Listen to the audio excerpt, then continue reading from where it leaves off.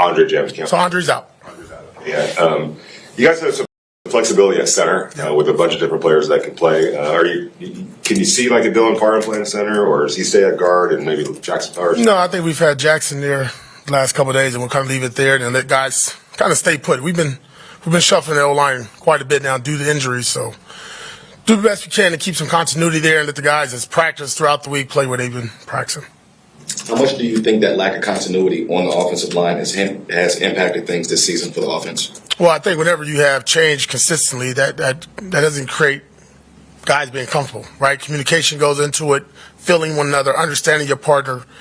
That's critical. I mean, I think as we keep looking into it, the bye week is coming up, so it'll be a great, really opportunity for us to do self-scout. But, I mean, there's some things there that obviously you can point at and be like, there could be communication issues because you're playing with so many different players. So.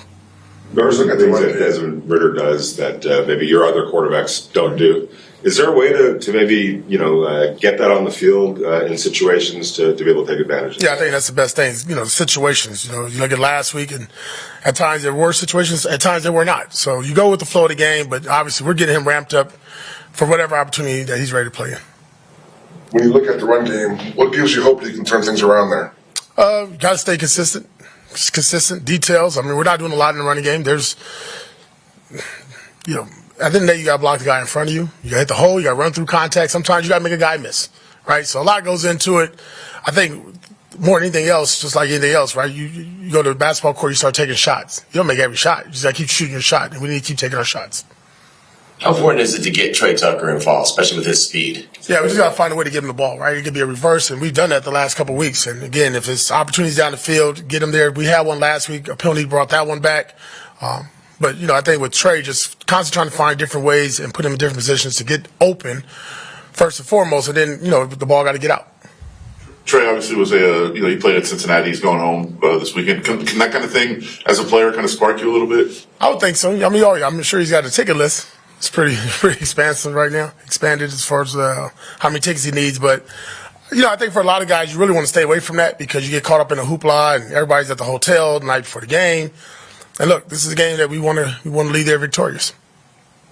Eddie, last season, the bye week was pretty late in the season. I believe it was around week 13. This week it's a lot earlier, or this year's a lot earlier. Is there a big difference between when the bye week is and how impactful it is? It's perfect time for us, to be honest. We need it. We need to get healthy. We need to reset. We need to self-scout. We need to look at ourselves and what can we fix going forward in those last 8 games. How big would a victory be going into the bye week for this team? Momentum, confidence, a lot. I mean, you don't want to have a loss and then sit for 2 weeks, right? You don't want that to linger, especially that would be the 5th game in a row. So we're not looking forward to that at all. I think the guys have the right mindset, the right attitude, the right focus yesterday was really good for us from that standpoint.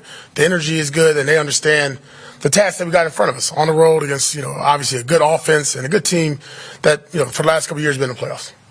This bye week also kind of coincides with you being on the job for basically about a year now, almost. From yesterday. Yeah, exactly. Today. Can you reflect a little bit on that, and how fast is Fast. You blink, boom, it's here again. I was making sure my phone didn't ring last night. But no, honestly, a lot of learning in a year. And you can't prepare for it. You can't sit there and think what's about to happen because each and every day when I walk in this door, something new happens, right? Each and every game creates a new obstacle, a new challenge for us, the roster, the coaching staff, the building. And I think just, leaning on, my key people around me that I rely on with support, information, give my thoughts to, get thoughts from them. It's been good. But I like I said, if you'd asked me a year ago today, would I be standing here? I would have probably said no, right? So, but I think being in the position I am now, I have a better understanding of our team, a better understanding of what we need to do to fix things, and we got to constantly keep doing it. And I think that's the best part about this job, that it's never finished, right? I could be here hopefully 10 more years from now, and I'm probably have to say the same thing. Like, I got something more to work on, something more to do.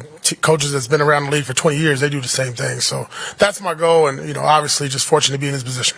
How much self-evaluation does go into the process that you go through on the daily or weekly process? Yeah, I mean, often. There's a lot of – it's funny. I got asked a question in a broadcast meeting. Do I sit in my office by myself all day? Yeah, sometimes you do, and it's good when somebody else comes in here because you can get caught up in your thoughts too much, right? And it's good to get in different meeting rooms and be out there to walk through and hear their coaches speak and be around the players in individual periods in practice. So for me, there's a lot of self-reflection, a lot of self-thoughts, but at the same time, I don't want to get into my own head, right? And I got to be a realist. I'm a guy I say what it is and call it what it is. And for me, I don't want to really have mind games going on.